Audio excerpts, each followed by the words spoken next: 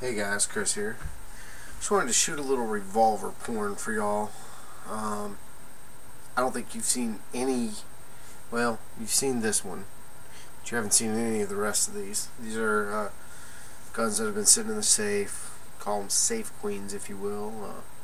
They just haven't been out and been run in a while. I'm sure I'll get footage on them. Get some video on them here shortly, but kind of walk you through them a little bit. A lot of people were like, "Whoa, I didn't know you had that much."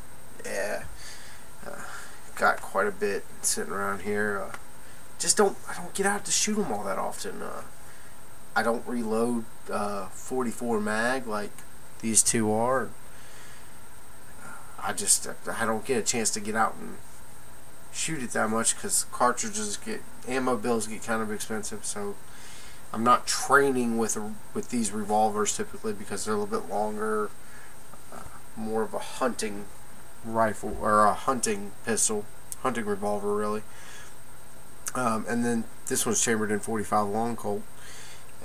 I'm going to do individual reviews on these hopefully somewhere here in the future. But then I also have the Ruger Single 6. This is my dad's first gun. And little North America Arms. Yeah, this was a handed down gun. But quick little walk through the Ruger Single 6. All of these weapons have been safety checked prior to the video, but run you through the cylinders on that. It is chambered in 22.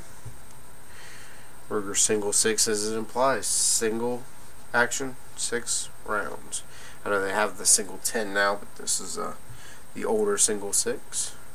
Moving on over, the true safe queen, the one that never gets shot. This was my grandfather's.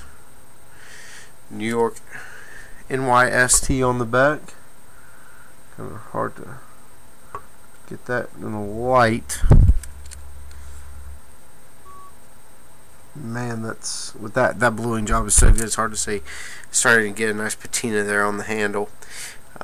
Chambered in 45 long Colt, as I said. Great feeling revolver. So, like I said, I'll break out individual reviews of these. This is the Colt Anaconda. This one's actually does not belong to me. This is one of my dad's guns. He got it whenever he went to Alaska the very first time. Who doesn't love 6 shots of 44 Magnum with a Bushnell hollow sight on it? Man, sweet, sweet, sweet. I'm pretty sure the battery on this sucker probably needs to be changed here shortly, because it has been a while since it has been up and running and been shot. And it used to have the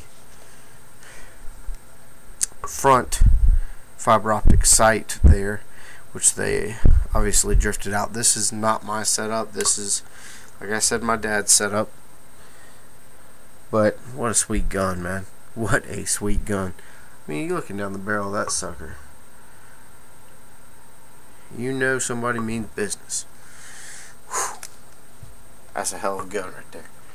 And the always reliable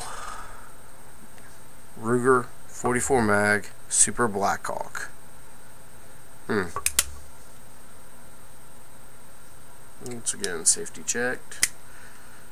Oh, sorry, forgot you can't open the cylinder gate. There we go. Also chambered in 44 mag.